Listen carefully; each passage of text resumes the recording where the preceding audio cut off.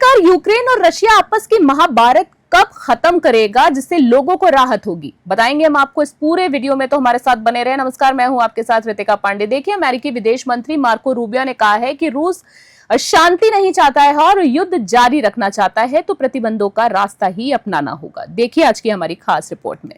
Cease fire पर नहीं बनी बात तो रूस पर नए प्रतिबंध लगाएगा अमेरिका।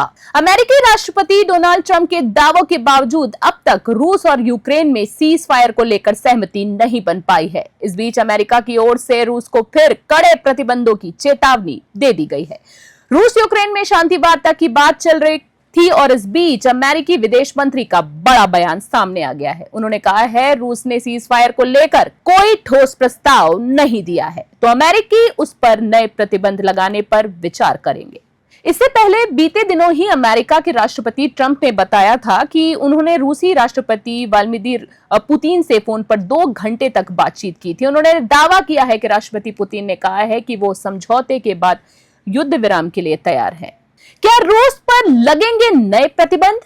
इस बीच रूस यूक्रेन युद्ध को लेकर अमेरिका के विदेश मंत्री मार्को रूबियो का बड़ा बयान सामने आया है। उन्होंने मंगलवार को कहा है कि रूस यूक्रेन युद्ध में अगर रूस औपचारिक युद्ध विराम प्रस्ताव पेश नहीं करता तो उस पर नए प्रतिबंध लगाने पर विचार किया जा सकता है। अमेरिकी सीनेट की विदेशी मामलों में समिति के सामने रूबियो ने कहा है कि हमें जानकारी मिली है कि युद्ध विराम के लिए अपनी शर्तों को रूस लिखित तौर पर तैयार कर रहा है। आगे चलकर इसका व्यापक बातचीत का रास्ता भी खुलेगा। फिलहाल हम उन शर्तों का इंतजार कर रहे हैं जिससे हमें पुतिन के इरादों को बेहतर तरीके से समझने में मदद मिले।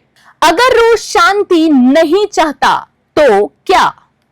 जब उनसे सवाल किया गया कि शांति वार्ता में रूस ने दिलचस्पी नहीं दिखाई तो ऐसे में क्या उस पर अमेरिका नए प्रतिबंध लगाएगा, इस पर उन्होंने कहा है कि ये साफ हो गया है कि रूस शांति नहीं चाहता है, वो युद्ध जारी रखना चाहता है, तो प्रतिबंधों का रास्ता ही अपनाना होगा। इस दौरान अमेरिकी विदेश मंत्री ने यह भी कहा है कि फिलहाल डोनाल्ड ट्रंप किसी भी तरह प्रतिबंधों की धमकी नहीं देना चाहते हैं, क्योंकि इससे रूस बातचीत से पीछे हट सकता है और शांति वार्ता भी प्रभावित हो सकती है। रूबियो ने यह भी कहा है कि रूस यूक्रेन जारी संघर्ष को खत्म करने के लिए ट्रंप पूरी तरह से प्रतिबद्ध है।